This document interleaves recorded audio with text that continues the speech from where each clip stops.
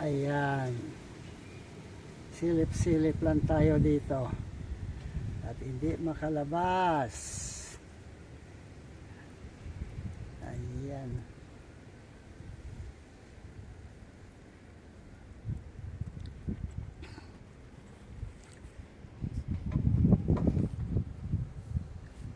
Puno ng isno ang kalsada. At ngayon ay medyo nag-yelo na yung taas kasi umaraw. Ayan. So, hindi tayo makalabas at malamig. Dito lang muna si Andoy sa silip-silip lang sa pintuan. Ayan. Dito lang muna tayo.